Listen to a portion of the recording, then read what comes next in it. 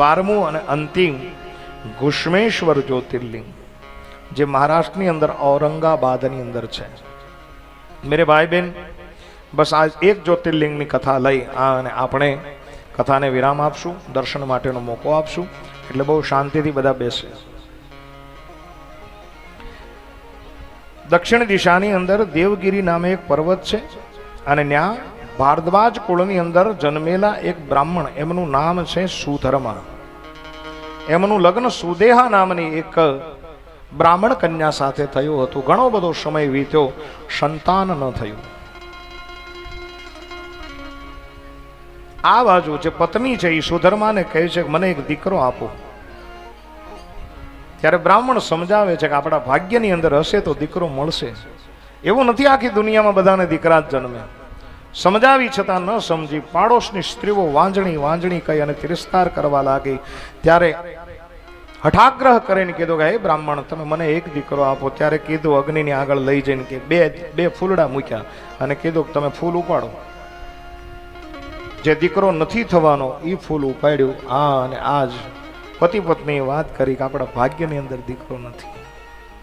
અને પછી એ જ સુધર્માએ કુષ્મા નામની એની નાની બેન હતી, એની સાથે એ બ્રાહ્મણના લગ્ન કરાવ્યા. પોતાની મોટી બેને નાની બેન સાથે લગ્ન કરાવ્યા કે સંતાન પ્રાપ્તિ કરવી છે. અને સફળ લગ્ન જીવનની અંદર કુષ્માને ત્યાં એક દીકરાનો જન્મ થયો. અને કુષ્મા છે એ પાર્થિવ લિંગની બહુ પૂજા કરતી હતી, ભગવાન શિવનું આરાધન કરે. એક દીકરાનો જન્મ થયો અને ઘરની અંદર ખુશીનો માહોલ થઈ ગયો. અને ખુશીના માહોલમાં ધીમે ધીમે કુષ્માનું માન વધવા લાગ્યું અને સુદેહાનું માન ઘટવા લાગ્યું. કેમ કે દીકરો થયો ને, માન ઘટ્યું એટલે થોડોક અંદરથી તૃણાની ભાવના થઈ છે. અને ધીમે ધીમે દીકરો મોટો થયો અને દીકરાના ઘેરે વહુ આવી છે.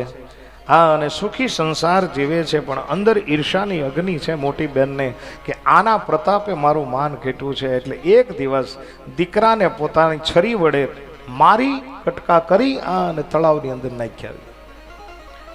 સવાર થતાની સાથે જ્યારે આ વહુ, નાની જે વહુ છે આવેલી, એ દીકરાને જ્યારે જોવે છે ત્યારે સાસુ કુષ્માને એવી વાત કરે છે કે માં, મારા પતિને કોઈ મારી નાખ્યો, તમારા દીકરાને કોઈ મારી નાખ્યો છે, કલ્પાંત કર્યો છે. આ શિવ પૂજા કરતી કુષ્મા છે, એણે પોતાનું ધૈર્ય ન ખોયું. એના મનની અંદર એવું થયું કે જેણે દીકરો આપ્યો એણે લઈ લીધો. આમાં કઈ શોક કરવા જેવું છે. બસ શિવ ભક્તિની અંદર લીન રહી પાર્થિવ પૂજા પૂર્ણ કરી અને જ્યાં તળાવના કાંઠે શિવલિંગનું વિસર્જન કરવા જાય છે, એ જ તળાવના કાંઠે ભગવાન શિવ પ્રસન્ન થઈ અને પોતાના દીકરાને લઈને બેઠા છે. તળાવના કાંઠે જાય ગઈ, પોતાના દીકરાને જોયો. ભગવાન શિવ પ્રસન્ન થઈ અને જોયા અને કુષ્માને કહે છે કે તારી સ્થિર ભક્તિથી હું બહુ પ્રસન્ન થયો છું. આ તારો દીકરો, તારે કાંઈ માંગવું છે?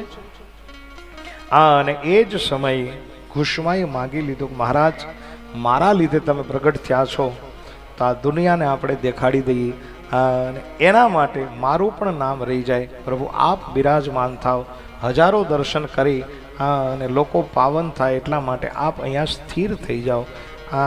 ભગવાન શિવ કહે છે કે આજથી હું કુષ્મેશ્વર સ્વરૂપે અહીંયા પ્રગટ થઈશ અને આપણને આપણું 12મું જ્યોતિર્લિંગ મળ્યું. બડે ભાવ और श्रद्धा के साथ जय जयकार करें. बोली कुष्मेश्वर महादेव की.